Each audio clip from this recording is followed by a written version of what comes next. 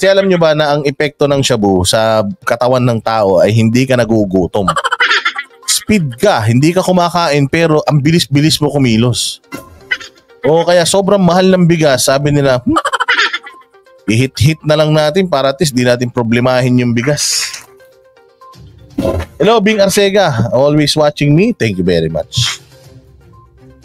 So ito, grabe naman, no? Drug testing, drug 24. Nung nakaraan, hepe ng polis. Hepe ng Mandaluyong polis, nag-positive 2 beses. Ito, 24 ang polis, grabe. Ay nako, ayan, tinaasan yung sweldo, ayan tuloy. Tunaw, sabi nga, tunaw naman ang utak nila. Di ba, alina, hindi naman sila ng problema sa bigas. Sana yung na-confiscate na mga bigas na illegally imported or smuggled, ibenta sana sa 20 pesos actually. Hindi naman yun ano eh. Hindi naman yun smuggled. Ano lang yun, sinasabi lang nila smuggled pero angkat din nila yun. Ang pinaka-legal na paraan para magpasok ka ng bigas sa Pilipinas nang wala ka nang hindi mo kailangan ng import permit. Palabasin mo na yung pinapasok mo rito, smuggled. Eh syempre, sila rin naman yan, magkakakutsaba yan. Sasabihin nila, smuggled dyan. O may nakakita ka na bang smuggled rice nakalagay dyan sa palengke? Smuggled rice, 30 pesos. May ganun ba? Wala naman. Diba? Ang dami natin nauuling smuggled na bigas. Pero ang tanong, naibibenta ba? Di ba? Kasi nga ganito nga ang style dyan. Isi-sequester nila. Tapos ipasusubasta rin nila, ipapa-auction nila. Oh, so yung nanalo sa auction, edi bibenta rin niya ng mahal yan. Kunyari lang yan, yung mga smuggled kunyari, pero pinapasok talaga nila yan. Oo. Wala namang smuggled na bigas na nakita ka ipinamigay. Ba't pa nila ibibenta? Pamigay nila. Pamigay mo sa DSWD, yung mga bigas na smuggled, tapos i-repack nila, ipamigay nila sa mga mahihirap na nasasakupan nila. Oh, pero wala eh.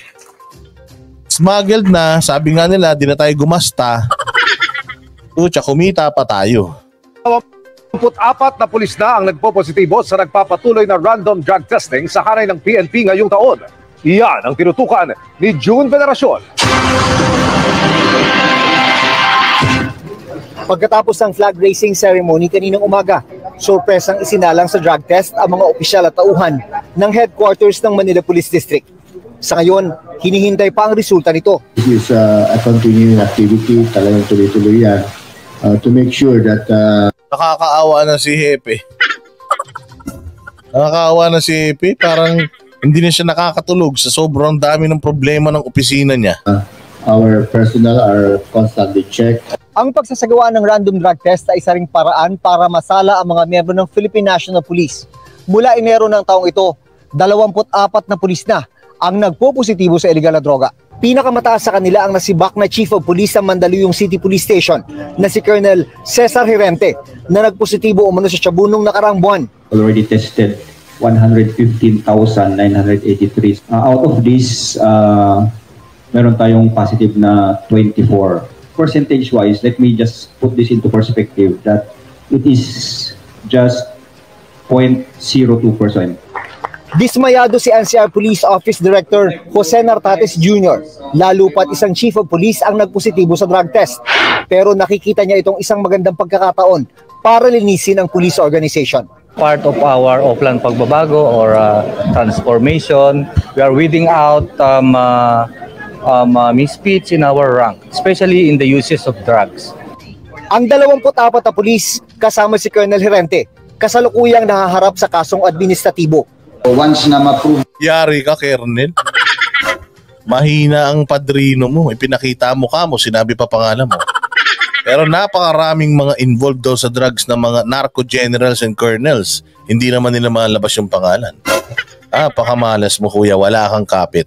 Kung you are using drugs, automatic dismissal po ang mga pataw. It's a grave misconduct. Para sa GMA Integrated News. 24 pulis. 24 na pulis dun sa surprise na drug testing nila. Diyos me, mauubos ang pulis talaga. Nakakatakot dati yung mga adik, yung mga kapitbahay ko lang Ngayon, yung mga adik, yung mga dating humuhuli na sa kapitbahay ko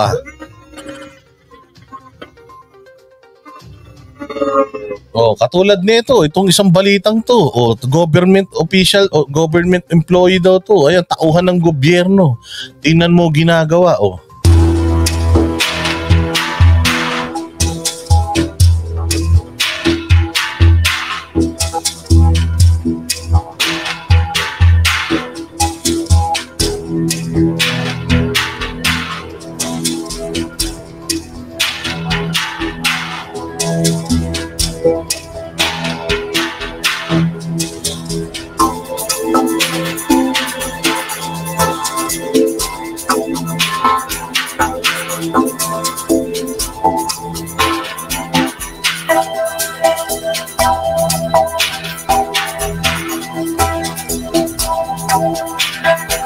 Ayan oh, paano yan? Paano na mangyayari sa bayan natin pagka ganyan? Oh, hindi ba? Yung inilala suspect na si Joel Navarre, nagtatrabaho sa isang government health center. Tsaka kaya naman pala. Siyempre, health center siya nagtatrabaho, so gamot ang kailangan dyan. So, sigurado, nakasisiguro na dito kay, anong pangalan ulit? Na dito kay Joel Navarro, nakasisiguro, shabu ay laging bago.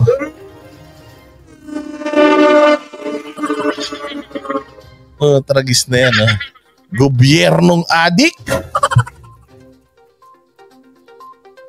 Sa health center daw siya nagtatrabaho. Kasama na aresto ang naabutan sa loob ng motel ang 2 parokyano ni Navarrete. Tragis yan. Ano pa? 4 na sachet ang nahuli. Tsaka mga drug paraphernalia. Diba? Saya-saya ng pati health center grabe. Sana tinira mo yung mga Sinovac doon at saka yung mga vaccine.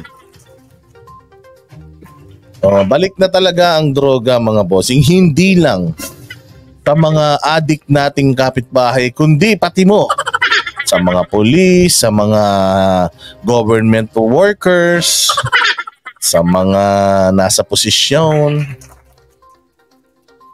Yan, that's the sad truth about what's happening in the country right now. It's so sad. So sad, so sad.